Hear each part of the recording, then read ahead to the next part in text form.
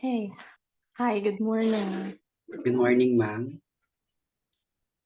Okay, so I am Miss Nicole Desredico, a teacher from St. Louis de Maria College of Sorsogon Incorporated, Gubat Campus. So, welcome Thank you, ma'am. to our interview. Thank you. Okay, so can you tell me something about yourself? Hi, good morning, Miss Digo. I'm James Clarence Domanico, and I'm 25 years old. And I was born at Sorsogon City, Bacon District, and I was raised at Calamba City, Laguna at the age of 5. And aside from that, Sangguniang Kabataan counselor, and also I am a youth leader from my church, which is the Jesus Christ Life Giver Ministries. Oh, okay, so you are also from Bacon. Yes, ma'am. Okay, so let's proceed to our next question. That is very good that I knew something about you. Um, among all the other applicants, because you're not the only one who came here to perform their teaching demonstration, may I ask, what is your edge among all the other applicants within your major? By the way, what's your major? My major is Bachelor of Secondary Education major in English. Oh, so you're also major in English. So Yes. there are a lot of applicants who came here with a major in English. So, what is your edge among all of those applicants? I don't have only one edge, but I have a lot of edge. I believe that I have a communication skills because as an educator and also an English teacher, you should be used your second language, which is the English.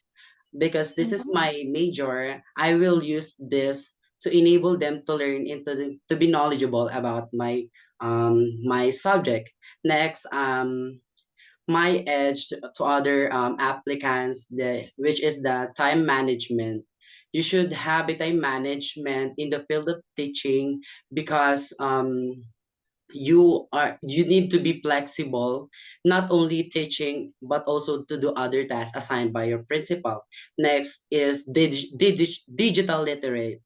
As a 21st century educator, you need to adopt Mhm. new technologies, enable them to apply it to your teaching method, and also leadership, not only to your students but to other your co-workers and other personnel of this institution. And last, multitask, that you can work under pressure.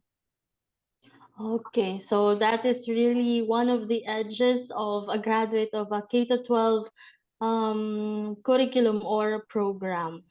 Okay, so thank you. Now let's proceed to our third question.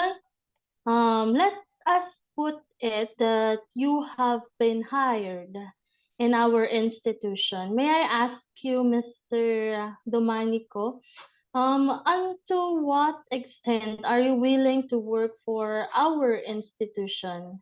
See to it that it is a Catholic institution. Now, would you teach a subject different from your major? Like, for example, do you know Christian living subjects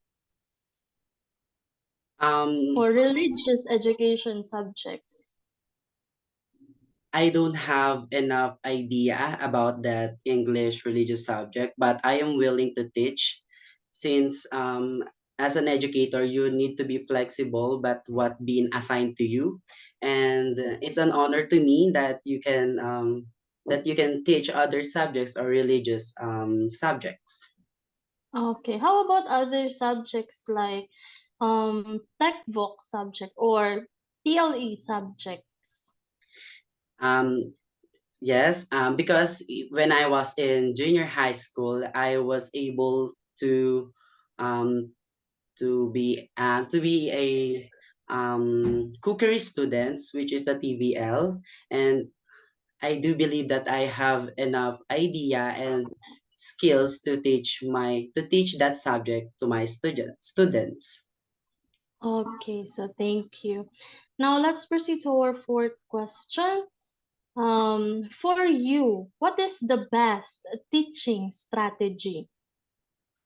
For me, the best teaching strategy is the game-based learning, because I do believe if you want to help your students to be more excited to your subjects, you need to give them an icebreaker or educational learning, for example, which is connected to your subject. Okay, so will you have energy all throughout the year for that game-based learning? Yes, I do believe that I have. Okay, I hope that you would. Okay, so now for our last question, we are all aware that there are students who are high performing students and there are those students who stays at the back during our discussion as teachers. So if you would put yourself in the place of an educator here in our institution, how will you handle high performing students and those who are not that high performing? For me, I will put myself as first as an educator. As an educator, we value good moral and right conduct and respect for our students.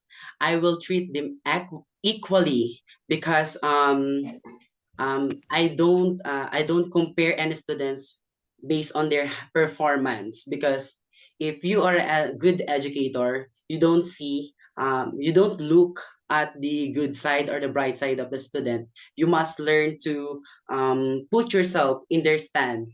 um, I will handle them equally and treat them equally, because I do believe that m- part of my experience when I was in college, or when I was in college and junior high school, I am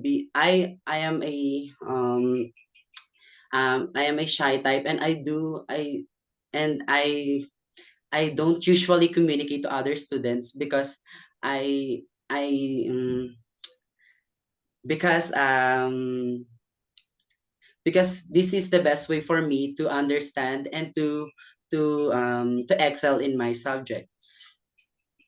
Okay, so thank you so much, James, Mr. James Domanico, for answering all the questions coherently. And I do understand your answers.